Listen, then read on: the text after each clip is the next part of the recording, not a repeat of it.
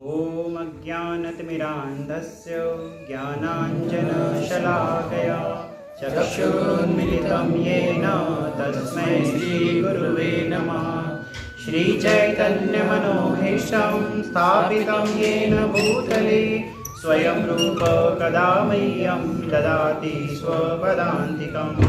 वन्देऽहं श्रीगुरो श्रीयुत्पदकमलं श्रीगुरुं वैष्णवांच श्रीरूपं साग्रजातं सहगणरघुनाथान्तं सजीवं साद्वैतं सावधूतं परिजनसहितं कृष्णचैतन्यदेवं श्रीराधाकृष्णपादान् सहगणललिता श्रीशाखान्वितांश्च। हे कृष्णा करुणा सिन्धु दीनबन्धु जगत्पते गोपेश गोपिकान्त राधाकान्त नमस्तुते। तप्त कांचन गौरांगी राधे वृंदावनेश्वरी वृषभानुसुते देवी प्रणमामि हरिप्रिये। वाञ्छाकल्पतरुभ्यश्च कृपा सिन्धुभ्य एव च पतितानां पावनेभ्यो वैष्णवेभ्यो नमो नमः। जय श्री कृष्ण चैतन्य प्रभु नित्यानंद श्री अद्वैत गदाधर श्रीवासादि गौरभक्तवृंद। हरे कृष्णा कृष्णा कृष्णा हरे हरे, हरे राम राम राम हरे हरे। ओम नमो भगवते वासुदेवाय।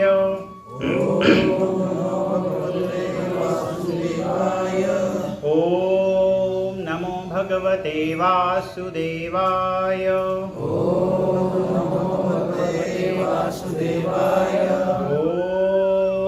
नमो भगवते वासुदेवाय।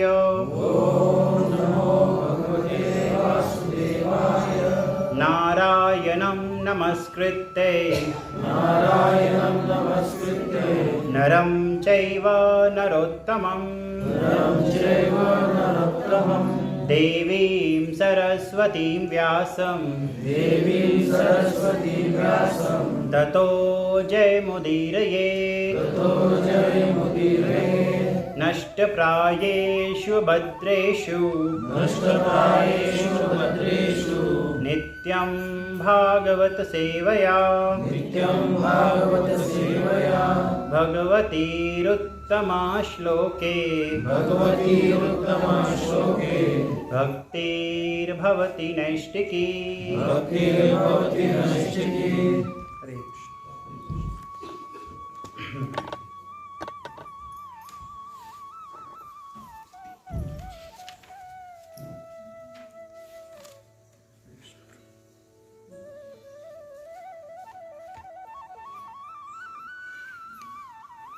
हरे कृष्णा। तो आज यहाँ पर राधाष्टमी का सेलिब्रेशन हो रहा है और कल राधाष्टमी थी। तो राधा रानी का क्या महत्व है, हम इस पे थोड़ा सा प्रयास डालेंगे, चर्चा करने की कोशिश करेंगे। तो थोड़ा सा अपने बारे में, मेरा नाम सुमेध कृष्णदास है, मेरी पत्नी है विनयशील देवीदासी, और हम लोग 2009 से ही 2010 से महाराज से दीक्षित हुए और उसके बाद महाराज की कृपा से भक्ति में थोड़ा बहुत अग्रसर हो गए। तो इस जर्नी में हम थोड़े दिनों तक वृंदावन में भी रहे थे, 1.5 साल तक हमारा वृंदावन में थे। तो वृंदावन में हर दिन हर समय राधा नाम का चर्चा होती है। हर व्यक्ति वहाँ पे कोई भी है, चाहे आप कितने लोग वृंदावन गए हैं यहाँ से, तो बहुत लोग वृंदावन गए हैं। तो वृंदावन में किसी ने नमस्ते नहीं बोला होगा किसी को। आपने एक ही जगह है पूरी दुनिया में जहाँ पर दुकान में जाओगे तो राधे राधे, आप रिक्शा वाला से बात करोगे तो राधे राधे। रिक्शा वाला रिक्शा चला रहा है, आगे गाड़ी आ रही है तो उसको साइड नहीं बोलेगा, उसको बोलेगा राह दे, तो मतलब उसके लिए भी राधे राधे। तो वृंदावन एक ऐसी जगह है जहां पर 24 घंटे कोई ना कोई राधा नाम ले रहा होता है। और वृंदावन एक ऐसी जगह है, राधा रानी जो है वृंदावन की क्वीन बोला जाता है। बिना राधा रानी की अनुमति के, जितने भी आप लोग वृंदावन गए हैं, बिना राधा रानी की अनुमति के कोई वृंदावन में पैर भी नहीं रख सकता। तो आप सबके ऊपर राधा रानी की कृपा पहले से ही है। तो ये हमें इस बात को समझना चाहिए। तो कृष्ण भगवान जो हैं, कृष्ण भगवान के दो विस्तार हैं मेन, जिनको विस्तार बोला जाता है। एक विस्तार है श्री बलराम जी और दूसरे विस्तार हैं राधा रानी। तो बलराम जी जो हैं वो संसार के सारे अवतार बलराम जी से आते हैं, जो ज्ञान का प्रकाश फैलाते हैं, और जो करुणा का प्रकाश है वो कौन है? राधा रानी। अगर हम लोग भक्ति में आते हैं तो भक्ति में जो ज्ञान हमको प्राप्त हो रहा है वो बलराम जी की कृपा से प्राप्त हो रहा है, और जो मर्सी है वो राधा रानी की वजह से प्राप्त है। तो इसलिए हमें भगवान तक अगर पहुंचना है तो बलराम जी की कृपा भी चाहिए और राधा रानी की कृपा भी चाहिए। तो क्या होता है, छोटा सा हम एक सुन रहे थे, तो एक व्यक्ति है जो मंदिर में आता है, भगवान के पास आता है कि भगवान मेरे घर में ठीक नहीं है, ये दे दो, वो दे दो, सब कुछ कर दो, काफ़ी कुछ कर दो। भगवान के पास हम क्यों आते हैं? हाथ फैलाते हैं कि कुछ कर दो। तो भगवान जो है, ऐसा कृष्ण भगवान जो हैं वो इन चीज़ों से खुश नहीं होते हैं, मेरे से भक्ति मांगो। लेकिन राधा रानी साइड में है, तो अगले हफ्ते फिर से आता है, तो आपस में बातचीत चल रही है। राधा रानी कहता है देखो फिर से आ गया, फिर से वही चीज़ें मांग रहा है। तो राधा रानी क्या कहती हैं, आपके मंदिर में तो आया। तो राधा रानी क्या है, वो सिफारिश करती है कृष्ण को।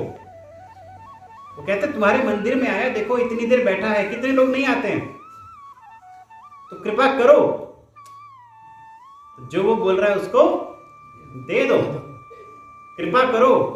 तो कृष्ण नहीं चाहते, फिर भी राधा रानी जो है कृपा करवाती है।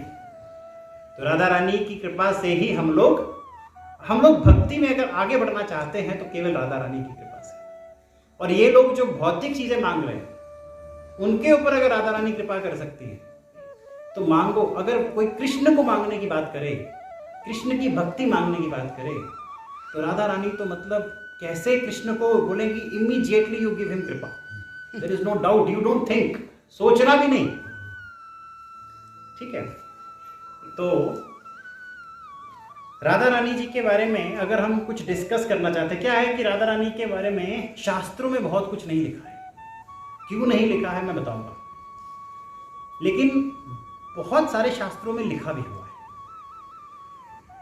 तो क्या होता है, हम लोगों की इतनी योग्यता नहीं है कि हम राधा रानी के तत्व को समझ सकें।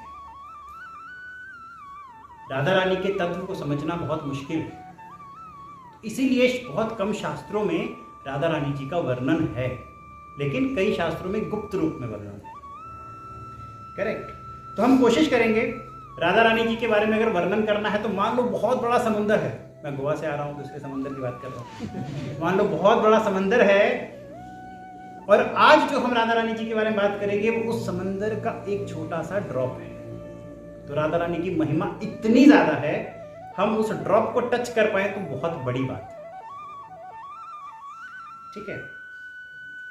क्या है, वैष्णव समाज में, जो हमारा ये वैष्णव समाज है, इसमें कई सारे संप्रदाय हैं। निम्बार्काचार्य संप्रदाय है, वल्लभाचार्य संप्रदाय है, महाप्रभु जी का संप्रदाय है, गौड़िया संप्रदाय है। इन सारे संप्रदायों में जो भक्ति है वो असल में राधा रानी की है। आप लोगों का प्रश्न होगा तो हम भी गौड़िया हैं, हम भी गौड़िया वैष्णव संप्रदाय में, हम तो हरे कृष्णा करते हैं, तो फिर राधा रानी कैसे हो गई? तो उसका उत्तर मैं थोड़ी देर में दूंगा कि कैसे हम भी राधा रानी का ही गुणगान करते हैं। लेकिन देखा जाए तो इस समाज में बहुत सारे लोग जो हैं, बहुत सारे सोसाइटी जो है राधा रानी जी के बारे में कभी कभी कुछ गलत भी बोलती है। तो इन लोगों से, इन चीजों से हमें दूर रहना है। कुछ लोग तो ये कहते हैं कि राधा रानी नाम का कोई व्यक्ति कोई था ही नहीं, कल्पना है। कुछ लोग कहते हैं कि राधा रानी क्या, कृष्ण भी कल्पना है। तो बहुत सारे लोगों ने बहुत सारा शोध किया, बहुत सारे रिसर्च किया और अपने बुद्धि के अनुसार उन्होंने राधा रानी जी के बारे में कुछ ना कुछ बताने की कोशिश करी। लेकिन राधा रानी को समझने के लिए रिसर्च नहीं चाहिए, भाव चाहिए। आप राधा रानी को समझने के लिए कोई रिसर्च करने लग जाओगे, बुक्स पढ़ने लग जाओगे, उनसे रिसर्च होगा तो राधा रानी को नहीं समझ सकते। राधा रानी को समझना है तो आपको सिर्फ भाव से समझ सकते हैं। राधा रानी जो है वो परम सत्य है। कुछ लोग ऐसा भी कहते हैं कि रुक्मिणी जी को राधा जी के साथ दिखाना चाहिए, राधा रानी को राधा जी के साथ, कृष्ण के साथ क्यों दिखाते हैं? रुक्मिणी जी को दिखाइए कृष्ण के साथ, राधा रानी को क्यों दिखाते हैं? उन्हें समझ नहीं है। कृष्ण, कुछ लोग कहते हैं कि राधा रानी का विवाह जो है वो कृष्ण से क्यों नहीं हुआ? तो इसका उत्तर सीधा है, कोई अपने आप से विवाह करता है क्या?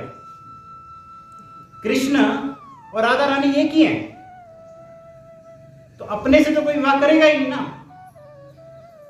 तो ये समझना है,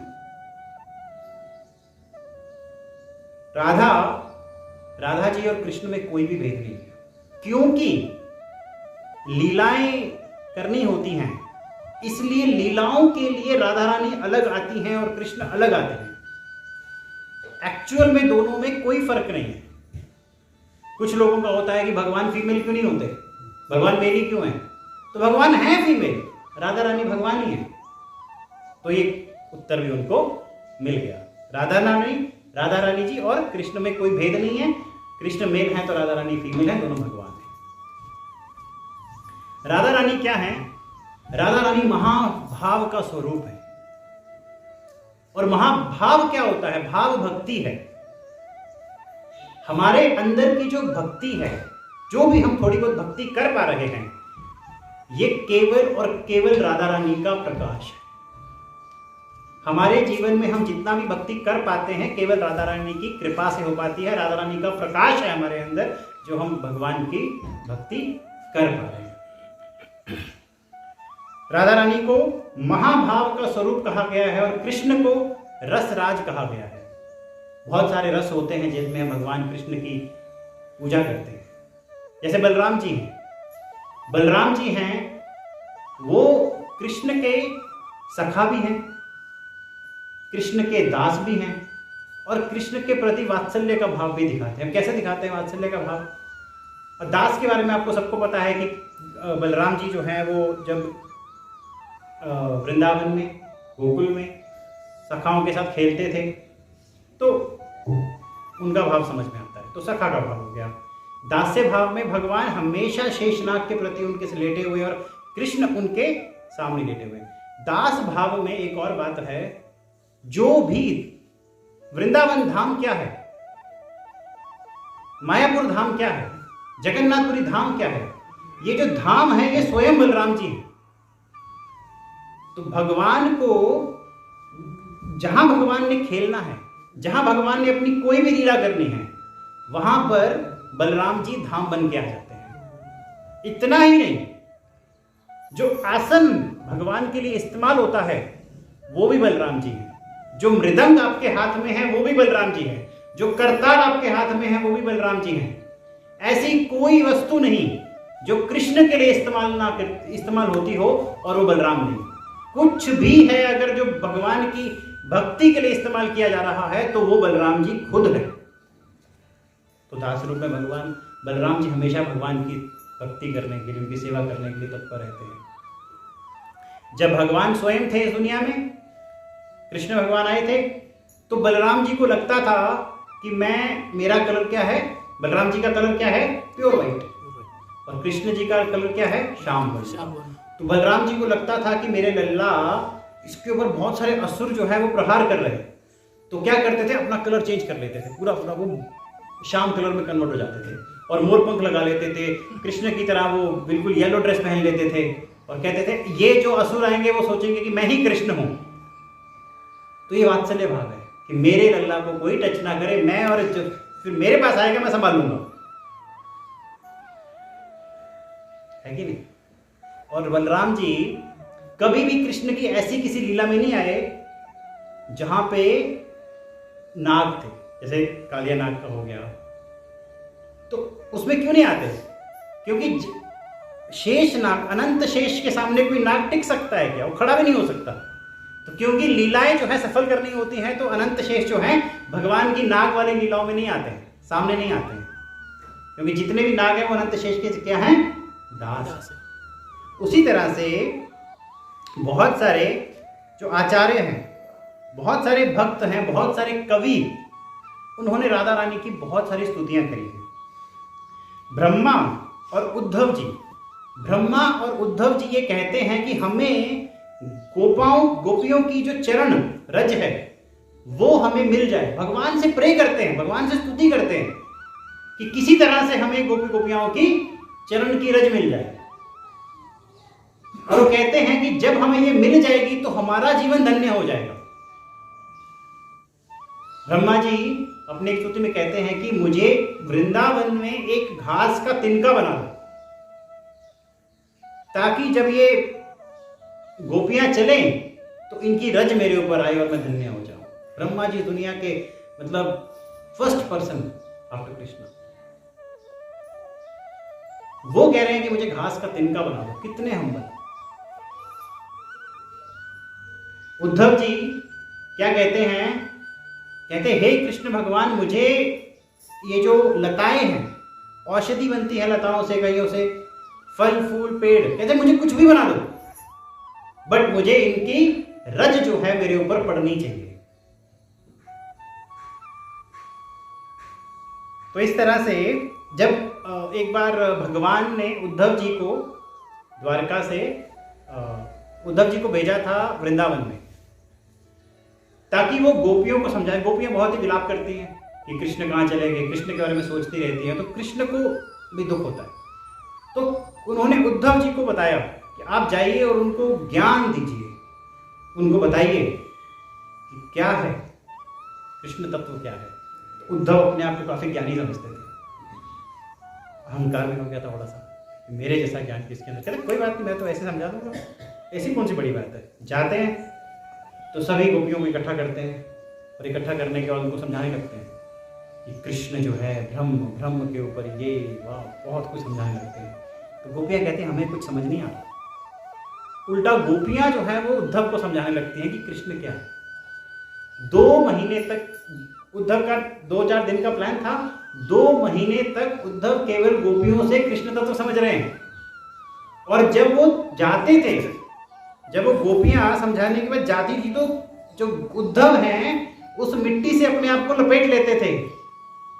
ये उद्धव जी का भाव था। तो ये गोपियों का चरण के रज की महत्वता है, और हम गोपियों की जो महारानी है राधा रानी, उनकी बात कर रहे हैं। आज उनका दिवस है।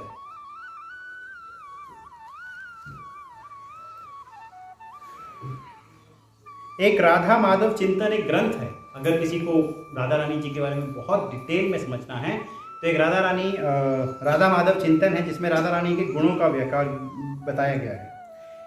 राधा रानी का भाव क्या है ये अगर समझना है तो ब्रह्मा और अनंत शेष, ब्रह्मा तो इस दुनिया में सब कुछ समझते हैं, सब कुछ जानते हैं, सारे ग्रंथ लिखने की बात करो तो लिख सकते हैं। अनंत शेष जो स्वयं बलराम जी हैं वो भी सब कुछ जानते हैं। कहते हैं वो इस भाव को समझ भी नहीं सकते, वो इस भाव को समझ भी नहीं सकते। कृष्ण जो हैं इस भाव को फील कर सकते हैं, समझ नहीं सकते, तो वर्णन करने की बात तो दूर है। समझ रहे हैं आप लोग? तो राधा रानी का जो भाव है ये बहुत उत्तम भाव है, इसीलिए उसे महाभाव कहा जाता है। तो राधा रानी का जो भाव है उसे समझना बहुत ही अत्यंत कठिन है। तो राधा रानी को परम महिमा मई राधा रानी कहा जाता है। और आज कल उन्हीं का प्राकट्य दिवस था, जिसके बारे में हम आज यहाँ पर सेलिब्रेट करने वाले हैं। तो राधा रानी जी का जन्म कहाँ हुआ था? उनके ननिहाल में हुआ था, उनके एक्चुअल घर में नहीं हुआ था। उनका एक्चुअल घर कहाँ पे है? बरसाना में। ननिहाल कहाँ पे है? रावल में। कितने लोग गए रावल? हाँ, तो रावल में गए आप लोग। तो रावल में एक बहुत अच्छा मंदिर है, वहाँ आप लोगों ने दर्शन किए होंगे। तो राधा रानी जी का जन्म वहाँ पे हुआ था। और राधा रानी हैं कौन? जो हम चैतन्य महाप्रभु हम कहते हैं, भगवान कृष्ण जो हैं, भगवान कृष्ण सब कुछ समझते हैं, लेकिन वो ये नहीं समझ पा रहे थे कि राधा रानी मुझसे इतना प्रेम कैसे कर सकती हैं कि मैं ही आउट ऑफ कंट्रोल हो जाता हूं। तो उनको ये समझना था। तो उन्होंने कलयुग में चैतन्य महाप्रभु के रूप में, राधा रानी के रूप में, भक्त के रूप में अपने आप को विस्तार किया और समझने की कोशिश करी कि भक्त होता कैसे है। क्योंकि भगवान भक्त की भक्ति में बंध जाते हैं और उसके बाद आप भगवान से कुछ भी करा लो, फिर वो कर देते। तो राधा रानी कुछ भी बोले, भगवान इमीडिएटली, तो उनको ये समझ नहीं आ रहा था कि ये कौन सा भाव है। तो वो चैतन्य महाप्रभु के रूप में आते हैं। एक बार क्या होता है, राधा रानी की एक सखी है, उनका नाम है ललिता सखी, सबने नाम सुना है ना। तो ललिता सखी राधा रानी की बहुत ही विशेष सखी है और राधा रानी को प्रसन्न करती रहती है, हमेशा खुश रखती है। लेकिन राधा रानी क्या है, जब कृष्ण से दूर जाती हैं तो विरह हो जाता है, दुखी हो जाती हैं। और वो राधा रानी को बोल रही हैं कि तुम क्यों उसके पीछे पड़ी हो, वो तुम्हारे आसपास भी नहीं आता है, कभी कभी आता है और तुम 24 घंटे उसके बारे में सोचती रहती हो, विरह में रोती रहती हो, छोड़ दो उसको, तुम सुखी रहोगे। तो राधा रानी जब ये सुनती हैं तो कहती हैं, एक उनके मुख से निकलता है, आशिलशिव पादराताम नष्टु माम आदर्शन नाम रताम करोतु वा यथा तथा वा विदधातु लंपटो मत प्राणनातस्तु स्वयं नाभरा। ये चैतन्य महाप्रभु का षष्ठकाष्टकम में भी है। तो कहते हैं कि अगर राधा रानी क्या कहती है ललिता सखी को, कहती हैं कि अगर ये कृष्ण जो है, अगर ये मेरी तरफ देखे बिना मुझे इग्नोर करे, अगर ये मुझे अपना माने या ना माने, मैं इससे पैरों से लिपटी हुई हूं और ये मुझे ठोकर मार दे, ये मेरे सामने दूसरी गोपियों के साथ नृत्य करे मुझे चिढ़ाने के लिए, फिर भी ये मेरे प्राणनाथ है, फिर भी ये मेरे प्राणनाथ रहेंगे। गोपियां जो है ना, उनके अंदर वासना तनिक मात्र भी नहीं है। ये बहुत, और कहते हैं इस दुनिया में जो हम भौतिक जगत में रह रहे हैं, इस दुनिया में प्रेम संभव नहीं है। इस दुनिया में प्रेम संभव नहीं है। जो कोई भी हम प्रेम लगाव की बात करते हैं, उसका कोई ना कोई एक सेल्फिश मोटिव होता है। कोई एक सुख हम लोगों को उस लगाव से मिलता है, इसलिए वो लगाव है, लेकिन हम उसको प्रेम नहीं बोल सकते। प्रेम की डेफिनेशन जो है नारद मुनि जी देते हैं। नारद मुनि क्या कहते हैं? नारद मुनि कहते हैं कि प्रेम क्या है? विध्वंस की स्थिति भी आ जाए तब भी वो प्रेम ध्वस्त ना हो, उसको प्रेम कहते हैं। और ये प्रेम कौन एक्सप्लेन करता है? राधा रानी और गोपियां एक्सप्लेन करती हैं। गोपियों का पूरे समाज में तिरस्कार होता था। ये कैसी गोपियां हैं? अपना घर बार छोड़कर, करोड़ों गोपियां घर बार छोड़कर कृष्ण के पास चली जाती हैं। ये समाज के विरुद्ध काम कर रही हैं। राधा रानी रोती रहती है, कृष्ण उनके पास नहीं आते फिर भी।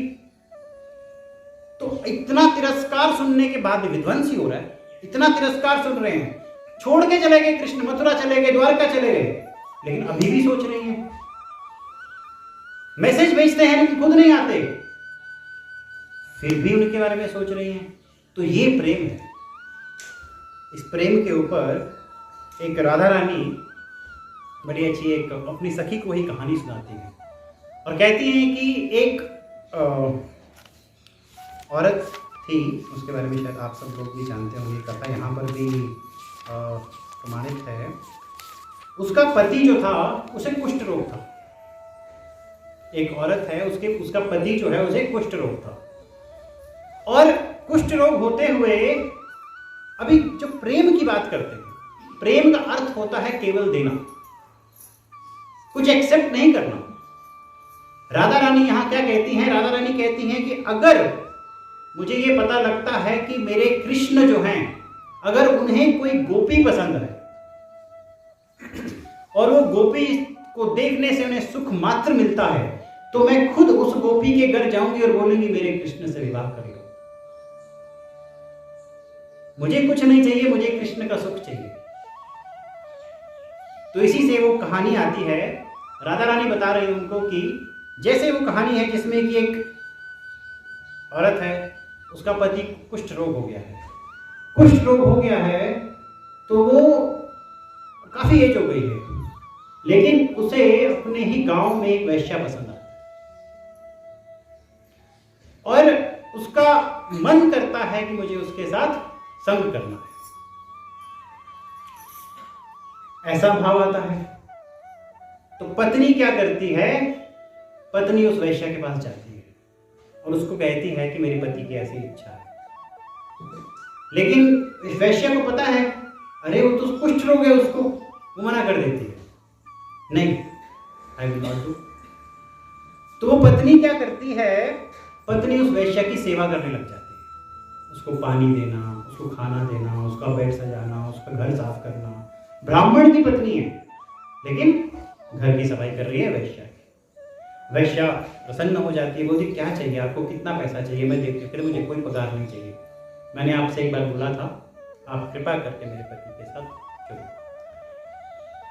तो कहती है ठीक है, लेकिन मैं आपके घर नहीं जाऊंगी, आपको अपने पति को यहां लाना होगा और मैं रात्रि के समय, क्योंकि आई डोंट वांट कि लोगों को पता लगे। वो अपने पति को कंधे पे उठा के लेके जाती है और उसी वक्त क्या होता है, रास्ते में एक राजा है, उसकी कहीं चोरी हो गई होती है, तो राजा ने अपने जो सिपाही होते हैं उनको भेजा होता है क्या करने के लिए, पकड़ने के लिए चोरों को। रास्ते में चोर छुप जाते हैं, एक ऋषि के आश्रम के आसपास छुप जाते हैं, तो वो ऋषि को पकड़ के लेके जा रहे होते हैं। चोर समझते हैं यही ऋषि है, इसी ने चोरी करी है, तो ऋषि को भी, ये भी उसका भागीदार है, पकड़ के ले जाते हैं। अब रास्ते जब लेके जा रहे होते तो ऋषि का जो पांव है वो उस कुष्ठ रोग जो व्यक्ति होता है उसके पांव के साथ टच हो जाता है। तो ऋषि को बड़ा गुस्सा आता है, वो श्राप देता है कि अपने अपवित्र शरीर से मेरे पवित्र शरीर को तुमने टच किया, ये कल का सूर्योदय नहीं देख पाएगा। इतना बड़ा श्राप है। लेकिन पत्नी है, पत्नी को ये सहन नहीं होता। कहती अगर आज तक मैंने अपने पूरे जीवन में किसी दूसरे पति के बारे में सोचा भी नहीं है, मन में भी नहीं सोचा, तो कल का सूर्योदय होगा ही नहीं। अब एक जगह तपस्वी का बल है और एक जगह पत्नी की तपस्या का बल है। अगले दिन सूर्योदय नहीं होता, पूरा अंधकार छाया हुआ है। लोग टाइम देख रहे हैं लेकिन डे हो गया, लेकिन अंधकार छाया हुआ है। 3-4 दिन तक सूर्यदेव निकलते ही नहीं है। तो सभी लोग जाते हैं देवी देवता ब्रह्मा विष्णु के पास। ब्रह्मा विष्णु जाते हैं तो सभी लोग उनके पास जाते हैं कि आप ऐसा करो, आपकी वजह से सूर्यदेव नहीं निकल रहे। तो कहते मैं क्या करूं, मेरे पति मर जाएंगे। तो कहते हैं ऐसा करते हैं, सूर्य को उगने दो, आपके पति को हम फिर जिंदा कर देंगे। तो मान जाते हैं। सूर्य उगता है, उनके पति जो है वो मर जाते हैं और उसके बाद फिर जीवित होते हैं, तो बिल्कुल सुंदर, कोई रोग नहीं, कोई कुछ नहीं। तो यहां क्या है, यहां एक पत्नी अपने पति के खुशी के लिए उसको बिल्कुल निरोग भी कर देती है। तो ये इस तरह से राधा रानी समझा रही है ललिता को कि जब वो हो सकता है तो मैं क्यों नहीं। तो राधा रानी का भाव जो है वो केवल प्रेम देना जानता है, लेना नहीं जानता। तो उसी तरह से हमारा जो भक्ति है, हमारी भक्ति का केवल एक ही मोटो होना चाहिए, हमने भगवान को खुश करना है, भगवान से कुछ मांगना नहीं है। हम व्यापार नहीं कर रहे हैं। नरसिम्हा देव जब आए प्रहलाद महाराज के पास, तो प्रहलाद महाराज को बोलते हैं चलो मेरे साथ, मेरे धाम चलो। प्रहलाद महाराज कहते हैं मैं भक्ति कर रहा हूं, मैं व्यापार नहीं कर रहा हूं। आप आए और मेरे को लेके चले गए। कहते मुझे मेरे गुरुदेव नारद मुनि की वजह से मैं आपको मिला हूं। नारद मुनि की वजह से आप मेरे को मिले, मैंने तो अभी उनकी सेवा करनी है, गुरु की सेवा करनी है। मैं आपके साथ नहीं जा सकता, व्यापार नहीं कर सकता। अगर आज हमारे सामने कृष्ण आ जाए, बोलो हमारे वैकुंठ धाम चले, हम क्या बोलेंगे? चलो चलो रेडी, इमीडिएटली, सोचेंगे भी नहीं। पर ये प्रहलाद महाराज थे जिनको व्यापार करना नहीं आता, जिनको अपने गुरु के सेवा के प्रति इतना प्यार है कि पहले उसे पूरा करेंगे और उसके बाद सोचेंगे। और उन्होंने बोला कि अगर आपको कुछ वरदान देना ही है तो ये वरदान दो कि मेरे अंदर कोई डिजायर ही तो इस तरह से प्रहलाद महाराज हमें सिखाते हैं कि कैसे हमें भक्ति में आगे बढ़ना है। और वो कह रहे हैं कि संसार में प्यार, जैसे मैंने आपको बताया, प्रेम जो है हो नहीं सकता। प्रेम का अर्थ केवल इतना है कि आपको देना है। गोपियां केवल देना जानती हैं। कृष्णा भी रेसिप्रोकेट करते हैं, लेकिन कृष्ण भगवान जो है हमेशा कहते हैं कि मैं गोपियों का ऋणी हूं, क्योंकि जितना मुझे रेसिप्रोकेट करना चाहिए मैं उतना कर ही नहीं पाता। और इसी तरह यही एक कारण है कि वो इस भाव को समझने के लिए वो चैतन्य महाप्रभु बनकर आते हैं। यही कारण है।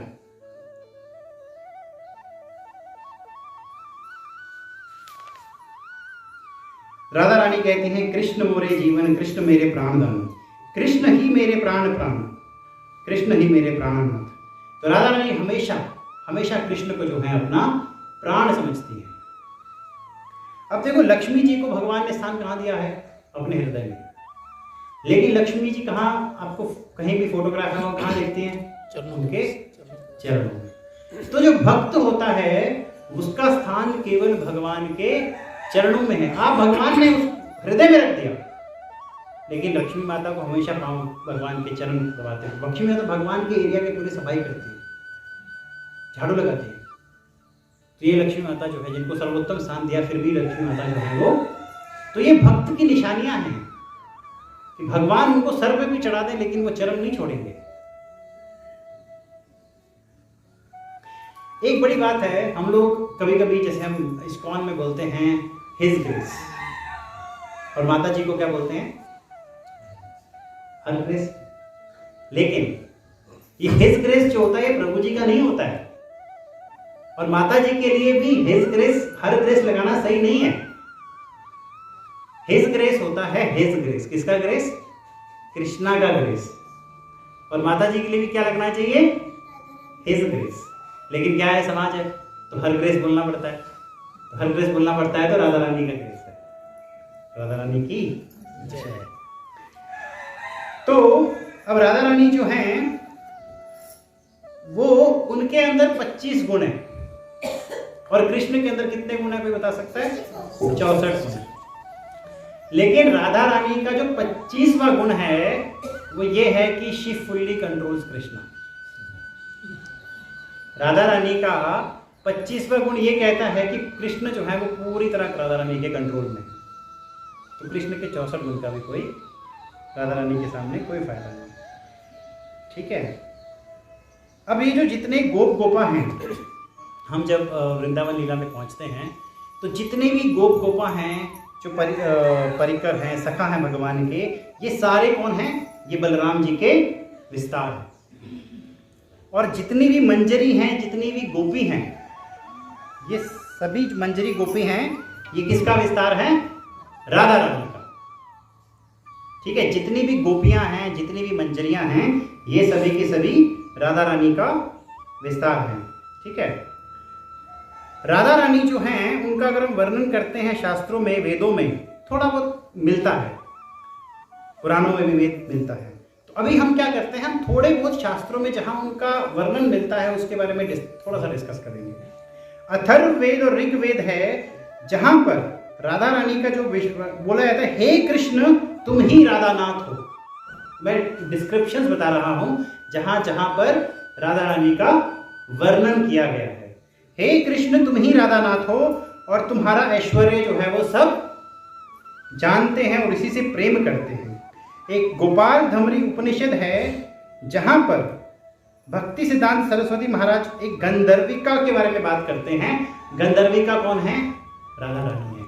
और एक टेम्पल है जो भक्ति सिद्धांत सरस्वती महाराज ने चैतन्य मठ मायापुर में एस्टेब्लिश किया है। उस मठ में जो डीटीज हैं उसका नाम है गंधर्विका गिरधारी।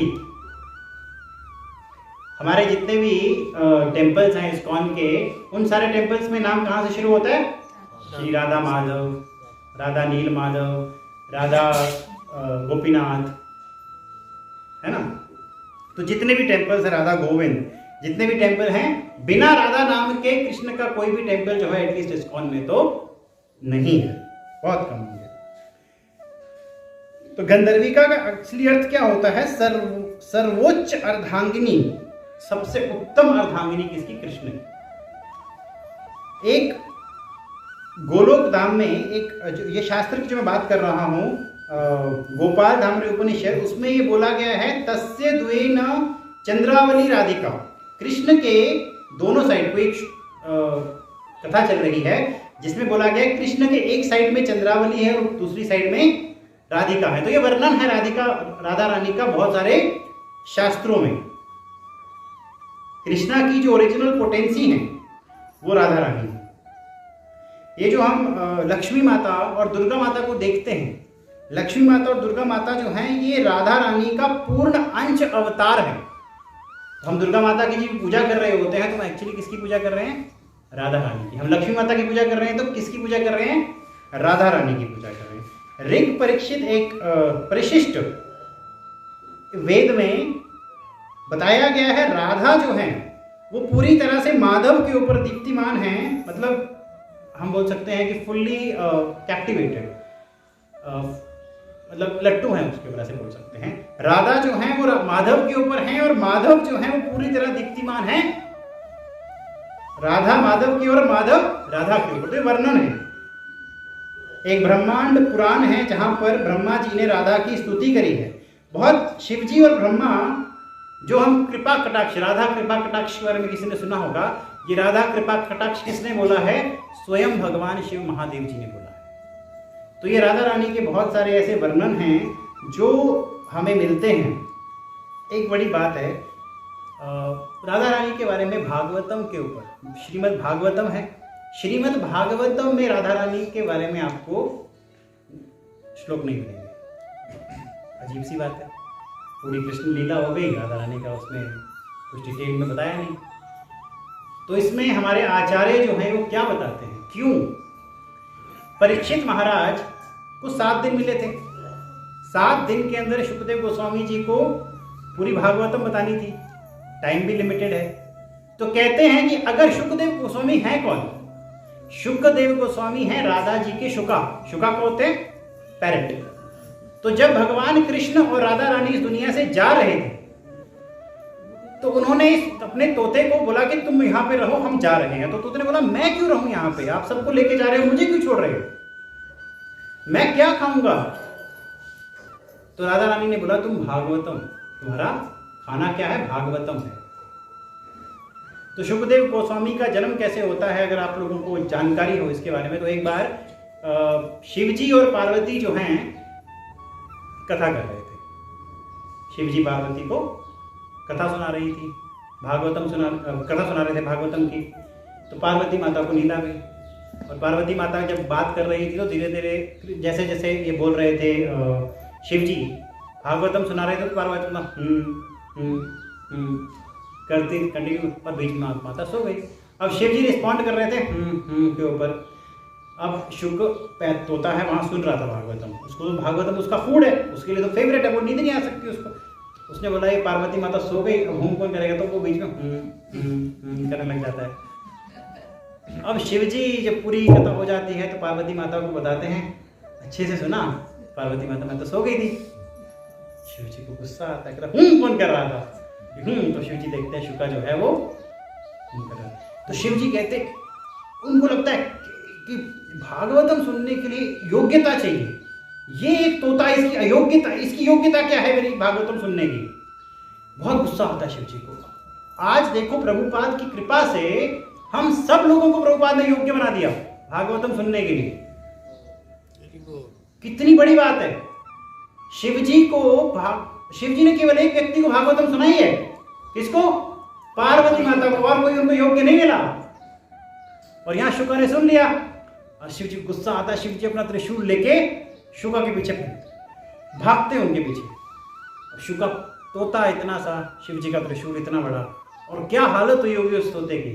वो जाता है और जाते मतलब भाग रहा होता है। और उधर क्या होता है, जब पहुंचता है व्यासदेव जी कथा सुना रहे होते हैं अपनी पत्नी को, उनकी भी पत्नी सो गई। पत्नी ने मुंह खोला होता है, ये शुका जो है सीधा उनके मुंह में चले जाते हैं, डर के मारे मुंह में चले जाते हैं कि शिवजी का धनुष नहीं ढूंढ पाएगा आगे। और ये जो शुका हैं, और उसमें फिर जो व्यासदेव की पत्नी है गर्भवती, 16 साल तक शुका बाहर नहीं आते। कहते ये मटीरियल वर्ल्ड जो है इसमें बाहर आके मैं नहीं, आई कैनॉट कम, ये तुच्छ है। और फिर वो बड़ी, उनके जो व्यासदेव होते हैं बड़ी रिक्वेस्ट करते हैं भगवान से कि कहते हैं आएंगे और सीधा भागवतम कथा सुनेंगे।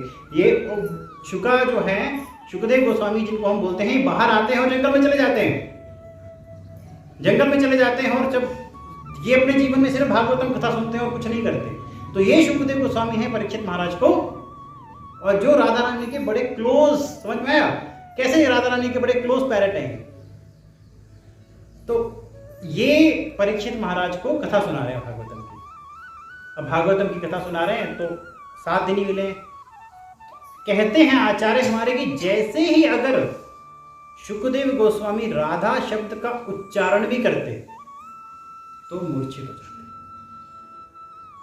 6 महीने तक उठते नहीं हो। तो इनका तो परीक्षित महाराज का भागवतम अधूरा रह जाता।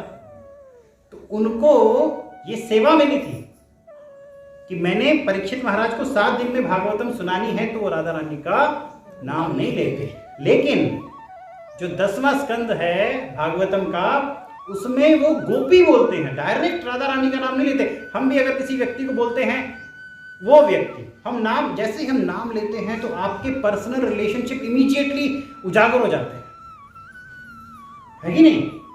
अगर हम बोलेंगे कुछ भी है, जैसे हम आज की डेट में प्राइम मिनिस्टर बोलेंगे तो ठीक है, नाम लिया तो एक कनेक्ट हो जाता है। या फिर अपने बहुत ही क्लोज व्यक्ति हैं, जैसे हम उनका नाम लेते हैं तो हमारे अंदर के भाव जो है वो जग जाते हैं। यहां पर भी शुकदेव गोस्वामी के भाव आए जब उन्होंने गोपियों का नाम लिया, जब उन्होंने स्पेशली किसी भी गोपी का नाम नहीं लिया, सिर्फ गोपी बोला, किसी भी गोपी का नाम लिए नहीं भागवतम में, सिर्फ गोपी बोला, और गोपी बोलने के बाद भी उनके अंदर भाव आए, लेकिन कंट्रोल।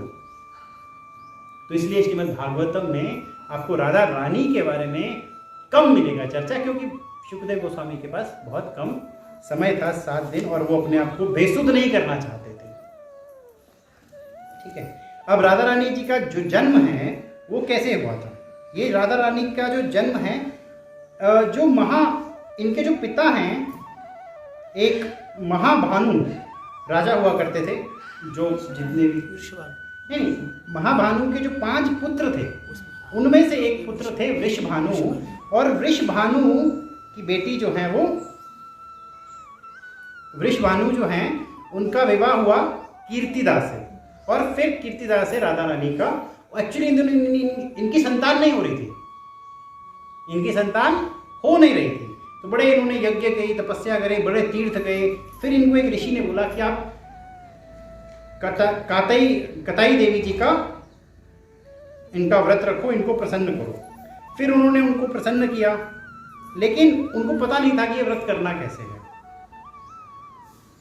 तो एक ऋषि थे वृंदावन में ही, उन्होंने उस ऋषि ने बोला कि आप हरि नाम का जाप करो, हरि नाम का जाप करने के लिए बोला। तो ये कृत मुनि थे जिन्होंने बोला कि हरि नाम को एक्सेप्ट करो, उसका केवल राधा, और उसके बाद ही आपके घर में संतान आएगी। ये नहीं बोला कि राधा रानी आएंगी, संतान आएंगे। तो फिर उन्होंने इस तरह से हरि नाम का जाप किया, कताई देवी का व्रत पालन किया, और जब वो बहुत ब्लेस हो गई तो उन्होंने एक बॉल जैसी होती है ना, ओवल शेप बॉल, तो वो उनको दिया। और उसके बाद एक बार वृषभानु जो हैं वो एक नदी में नहा रहे थे, वहाँ सहस्त्र दल, एक बहुत बड़ा कमल था, कमल के बीच में एक बेटी थी। ये बेटी क्या किया, ब्रह्मा जी ने इस बेटी को उठाकर वृषभानु के हाथ में दिया। अब वृषभानु खुद भी ले सकते थे, लेकिन ब्रह्मा जी ने मौका पकड़ लिया, कहते कि ऐसा मौका का मिलेगा चरण पकड़ने के राधा रानी के। जल्दी से राधा रानी के चरणों को प्रणाम किया, और राधा रानी जो है वो वृषभानु को सौंप दी। अब राधा रानी तो वृषभानु के घर पे आ गई, बहुत सारे लोग, देवी देवता जो है, मतलब गुप्त रूप में राधा रानी की स्तुति कर रहे हैं, भक्ति कर रहे हैं, सब कर रहे हैं। नारद मुनि वहाँ पहुँच जाते हैं। नारद मुनि कहीं भी जा सकते हैं, गोलोक से लेके पाताल लोक तक कहीं भी उनका कोई उनको रोक टोक नहीं है। तो डायरेक्टली राधा रानी जो छोटे बच्ची हैं उनके कक्ष में पहुँच जाते हैं, उनकी पूजा करते हैं, उनकी पूजा करते हैं। और उसमें क्या होता है, नंद यशोदा के घर में भी हमारे कृष्ण भगवान जो है वो जन्म ले चुके होते हैं। अब राधा रानी कुछ दिन तक मतलब आंख नहीं खोल रही हैं, आ गई हैं, आंख नहीं खोल रही हैं, और सबको लगा कि ये तो अंधी हैं, इनकी आंख नहीं खुल रही है, कुछ तो प्रॉब्लम है। बड़े दिनों तक वृषभानु जो है वो इस बात को, लेकिन सुंदर बहुत थी, बहुत दूर दूर के लोग देखने आ रहे हैं कि इतनी सुंदर, इतनी आवाज़, इतना तेज निकल रहा है इस कन्या से। तो एक दिन नंद यशोदा जो है वो उस गांव में आते हैं, तो उनके भी ये मित्र होते हैं वृषभानु, तो उनके मित्र होते हैं तो अपने कृष्ण को लेके आए होते हैं। तो कृष्ण जैसे ही, क्या होता है, अब यशोदा माता ने कृष्ण को उठाया होता है और पालने में राधा रानी होती हैं, तो क्या करती हैं, कृष्ण को उतारती हैं और राधा रानी को उठाती हैं। अब कृष्ण को गुस्सा, और मेरे को गिरा, मेरे को कैसे नीचे रख दिया, उसको उठाया, ठीक है मुझे भी तो उठा सकते, मैं कौन सा इतना भारी हूँ, मुझे भी उठाओ, मैं भी हल्का फुल्का हूँ। तो कृष्ण रोने लग जाते हैं। अब राधा रानी, अब यशोदा माता जो है एक हाथ में कृष्ण को उठाते हैं और एक हाथ में राधा रानी को, और जैसे ही कृष्ण, छोटे बच्चे हैं ऑब्वियसली टच करते हैं, तो जैसे ही कृष्ण जो है राधा रानी को टच करते हैं, राधा रानी की आंखें खुल जाती हैं। राधा रानी की जय। इसका गोलोक धाम में एक लीला है, गोलोक धाम में है, राधा रानी, कृष्ण राधा रानी को बोल रहे हैं कि आप जाओ, अब मैं आने वाला हूँ इस दुनिया में, तो आपको आना है। तो राधा रानी बोल रही मैं नहीं आने वाली, मेरे को यही पसंद है। तो राधा कहते नहीं जाना पड़ेगा। तो कहते मैं जाऊंगी तो मैं ये गिरिराज को भी लेके जाऊंगी, मैं ये यमुना जी को भी लेके जाऊंगी, मैं इनको भी लेके जाऊंगी, उनको भी लेके जाऊंगी। तो कृष्ण बोलते हैं इन सबका ऑलरेडी वहां पे आगमन हो चुका है, आप जाइए। तो राधा रानी कहती है मैं जाऊंगी तो वहां पे अगर जन्म लूंगी तो मुझे बहुत सारे पुरुषों को देखना पड़ेगा, बहुत सारे पुरुष मुझे देखेंगे, तो मैं नहीं जाऊंगी। अभी बोलती है मैं नहीं जाऊंगी। अगर मैं जाऊंगी तो एक ही कंडीशन पर, मैं हमेशा आप ही को देखना चाहती हूँ। तो कृष्ण क्या वरदान देते हैं राधा रानी को, कहते हैं कि जैसे ही मैं इस दुनिया में, जैसे ही आप आंख खोलोगे तो आप सिर्फ मुझे देखोगे, और किसी भी व्यक्ति में, किसी भी व्यक्ति का किसी भी चीज में आप जिस कहीं भी देखोगे आपको मैं दिखूंगा, आपको दूसरे पुरुषों में भी मैं दिखूंगा, आपको पेड़ में भी मैं दिखूंगा, आपको हर चीज में मैं दिखूंगा। तो आपको कष्ट, आपको कोई कंडीशन लगाने की आवश्यकता नहीं है, आप हमेशा, आपको हर मोमेंट में मैं ही दिखने वाला हूं। तो इसी तरह से ये गोलोक की जो लीला थी, भगवान उसको करने के लिए स्वयं आते हैं, और जैसे ही राधा रानी को लगता है कि ये तो मेरे श्याम के हाथ हैं, पहचान जाती हैं, आंखें खोलती हैं, श्याम सामने मिलते हैं। तो इतना इनका प्रेम भाव है राधा रानी का। विश्वनाथ चक्रवर्ती जी ये कहते हैं कि जो कई सारे ग्रंथों की ये बात है, तो विश्वनाथ चक्रवर्ती जी कहते हैं रास लीला, हम लोगों ने सुना है राधा रानी रास लीला, तो रास लीला जब होती है तो एक गोपी, 10 गोपी, 15 गोपी की बात नहीं है, ये सारी गोपियां जो हैं ये किसका विस्तार है, राधा रानी का विस्तार है। और कहते हैं एक टाइम पर 10,000 करोड़ गोपियां होती हैं जिनके साथ रासलीला होती है, और रासलीला होती है सेंटर में राधा रानी होते हैं, कृष्ण होते हैं, और कृष्ण अपना विस्तार सारे 10,000 करोड़ गोपियों के साथ करते हैं, सभी के साथ नृत्य कर रहे होते हैं। और कहते हैं जैसे ही राधा रानी वहां से चली जाती हैं पूरा रास बंद हो जाता है। तो शास्त्रों में कहते हैं कि एक गोपी जैसे ही चली जाती है तो पूरा रस जो है वो बंद हो जाता है। तो सारी गोपियां ये सोचती हैं इस गोपी ने कितनी साधना करी होगी कि कृष्ण इसके बंद होते ही सब बंद कर देते हैं। और जैसे ही राधा रानी जाते हैं तो कृष्ण उसके पीछे पीछे चले जाते हैं, सारी गोपियां पीछे हैं, गोपियां सारी कृष्ण की गोपियां हैं, सारी राधा रानी ले लीला के लिए।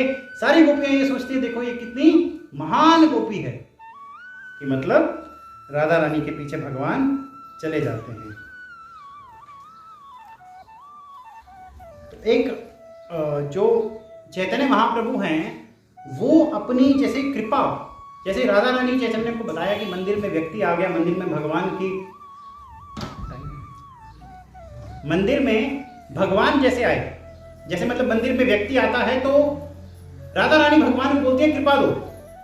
चैतन्य महाप्रभु जब आए दुनिया में तो उन्होंने देखा नहीं कि व्यक्ति कैसा है, व्यक्ति के गुण कितने हैं। चैतन्य महाप्रभु असीमित कृपा करते थे, चाहे वो कोई भी हो, चाहे भक्त है या भक्त नहीं है, फिर भी असीमित कृपा करते थे। सेम राधा रानी है, राधा रानी जो है वो असीमित कृपा करती है। वो ये नहीं देखती कि इसकी कितनी क्वालिटी है, कृपा करो, इतनी करुणामयी है। एक माँ होती है, उसके लिए बच्चा बुरा भी हो अच्छा भी हो कृपा करती है, उसी तरह से राधा रानी जो है वो फुल 100% कृपा करती हैं अपने बच्चों पर। अश्वत्थामा आज भी वृंदावन में, जैसे अश्वत्थामा को भगवान ने श्राप दिया है कि तुम भटकोगे यहाँ पे, तो कई वृंदावन के ब्रज के लोगों ने अश्वत्थामा को देखा है, बहुत लंबा 8-9 फुट का। तो वो लोग, ब्रज के लोग जो हैं, अश्वत्थामा को क्या एक एडवाइस देते हैं कि तुम सब छोड़ो, राधा रानी के चरण पकड़ लो, जो तुम भटक रहे हो सब छूट जाएगा। ब्रज के लोग जो हैं वो अश्वत्थामा को एडवाइस देते हैं। आगे क्या हुआ वो अश्वत्थामा ने किसी को पता नहीं है। तो एक बड़ी अच्छी कहानी आती है। जो कृष्ण हैं, जब अपने गोप गोपाओं के साथ खेलते हैं तो क्या है, he used to take tax. एक 2 पर्वत हैं, एक पर्वत का नाम जो है ब्रह्म पर्वत है और एक का नाम विलास पर्वत है। ब्रह्म पर्वत कौन है? एक ब्रह्मा जी ने भगवान से रिक्वेस्ट किया था कि मुझे कोई जगह दो, तो बरसाना के पास जो है एक ब्रह्म पर्वत बनाया और एक विलास पर्वत, विष्णु पर्वत बोलते हैं। उसकी बीच की जो गली है उस गली को सांगी गली बोलते हैं, ठीक है। तो यहाँ से सारी गोपियाँ जाया करती थी, अपनी मटकी वटकी लेके जाया करती थी, लेकिन कृष्ण के गोप गोपा क्या करते थे, हमारा हिस्सा दो। रास्ते में खड़े रहते थे, टैक्स चाहिए हमको, तो हिस्सा दो, तो ये लोग दे देते थे। तो ऐसे में बड़े परेशान हो गए। एक दिन जो है वो इन्होंने सब, राधा रानी सभी गोपी ने सोचा, सैकड़ों गोपियाँ थी, कहती अब इनको कुछ ना कुछ करना पड़ेगा। तो ये क्या करते हैं, सारी गोपी छुप जाती हैं और प्लान बनाया होता है इन्होंने। तो ये लोग जा रही हैं गली से, तो आ जाते हैं गोप गोपा, मधुमंगल और ये सारे के सारे इतने गोप गोपा होते हैं, ये सारे आते हैं, हम लोग हमारा टैक्स। तो ये लोग क्या करते हैं, नहीं देंगे। तो कृष्ण भी होते हैं वहाँ पे, ऐसे कैसे नहीं दोगे। तो सारी गोपियाँ जो है, सैकड़ों गोपियाँ आ जाती हैं, उनको बहुत तंग करती हैं, फिर पिटाई करती हैं, मधुमंगल की पिटाई करती हैं। मधुमंगी की चोटी होती है, चोटी से उसको पेड़ पे बांध देती हैं, ऐसे बहुत सारा उनको तंग करती हैं। तो कृष्ण को क्या करते हैं, कृष्ण को जल्दी से लहंगा चोली बना देती हैं और मटकी उनके सर पे रख देती हैं और चूड़ियाँ वूड़ियाँ सब पहना के भेजते, अब जाओ और अब हम लेंगे टैक्स। तो जैसे ही जा रही होती हैं, एक ऊपर ललिता सखी ऊपर होती है, पेड़ पे बैठी होती हैं, सीधा पत्थर मारते हैं उसकी मटकी के ऊपर, कृष्ण के ऊपर पूरा का पूरा दही जो है वो गिर जाता है। और ऐसे जो है वृंदावन धाम में ये अभिषेक करते हैं कृष्ण भगवान का। बोलो राधा रानी की जय, कृष्ण भगवान की। जैसे ऐसे गोपियाँ जो हैं, ऐसे भगवान का मस्ती में भी अभिषेक किया करती थी। तो ये भाव है उनका, भक्ति का भाव है।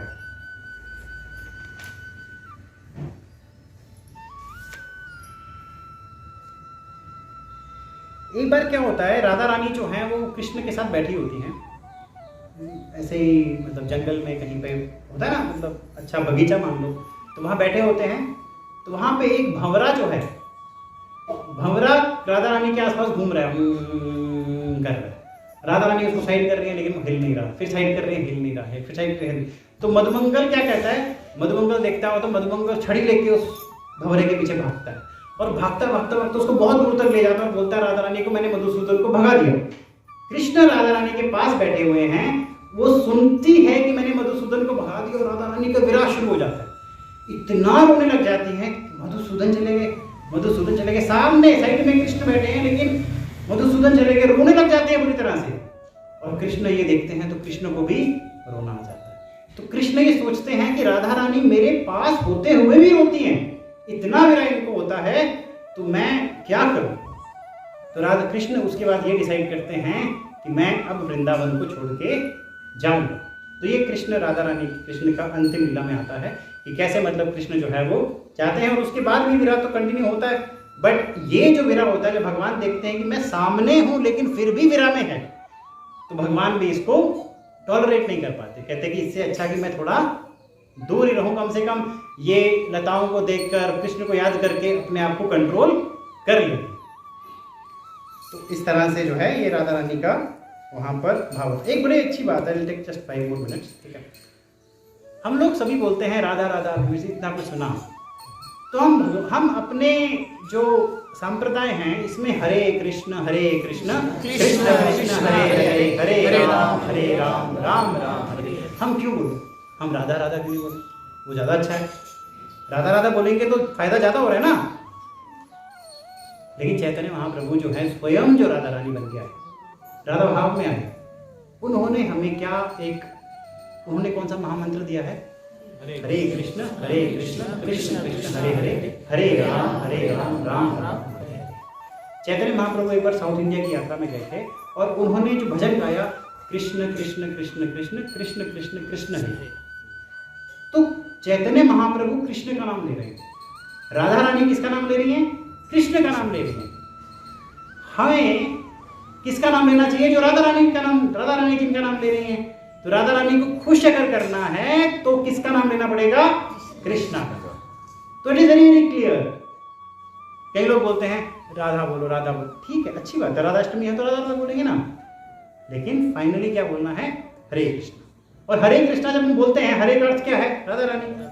तो हरे कृष्ण कृष्ण कृष्ण हरे हरे, हरे राम राम राम हरे हरे। यहाँ कृष्ण ने राधा का नाम भी सुना और राधा रानी ने कृष्ण का नाम भी सुना, तो हमारी तो डबल लॉटरी लग गई, दोनों के दोनों सुन रहे हैं, एक दूसरे को कुछ भी कर रहे हैं। That is why this is called महामंत्र। That is why this is called महामंत्र। और इसीलिए हम लोगों को इसी महामंत्र का ही जाप करना है। क्लियर?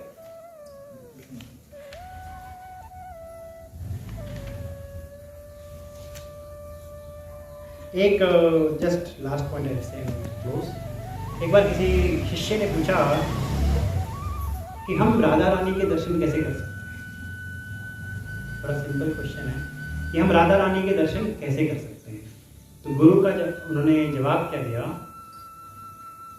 कि आप अपने गुरु के जो पैरों के नाखून हैं उनके दर्शन करो। राधा रानी वही राधा रानी के नाखून। हमारा दर्शन राधा रानी के नाखून तक सीमित है। हमें अपने गुरु के प्रति इतना ज्यादा आभार व्यक्त करना चाहिए कि उनकी वजह से आज अगर हम सब लोग यहाँ बैठे हैं, प्रभुपाद की वजह से, महाराज की वजह से हम लोग भगवान का नाम ले पा रहे, नहीं तो हम कहीं भी घूम रहे होते। संडे है, why are we all together here? क्या जरूरत है यहाँ पे बैठ के? लेकिन क्योंकि कृपा है, गुरु की कृपा है, बलराम जी की कृपा है। गुरु कृपा है तो राधा रानी की कृपा है, क्योंकि गुरु के नाखून राधा रानी के नाखून। गुरु के क्यों बोलते हैं? ये हम भजन बोलते हैं ना, अभी हमने गाया था, श्री गुरु चरण पद्म केवल भक्ति सब, है ना। गुरु के चरणों से ही भक्ति आपको मिल पाएगी। ज्ञान की बात नहीं करी है, भक्ति की बात करी है। तो गुरु का चरण जो है सर्वोपरि है। हम लोगों को मतलब हमारा नतमस्तक हमें केवल गुरु के चरणों में ही रहना है। तो इसी के साथ राधा रानी की कृपा है, राधा रानी की वजह से हम थोड़ा बहुत कुछ उनके बारे में डिस्कस कर पाए। मैंने पहले ही बताया था, पूरे समुद्र में शायद हम एक छोटा सा ड्रॉप टच कर पाए होंगे। तो श्री राधा अष्टमी की, ग्रंथाश्रम भागवतम की, श्रील प्रभुपाद की, श्री गुरुदेव की।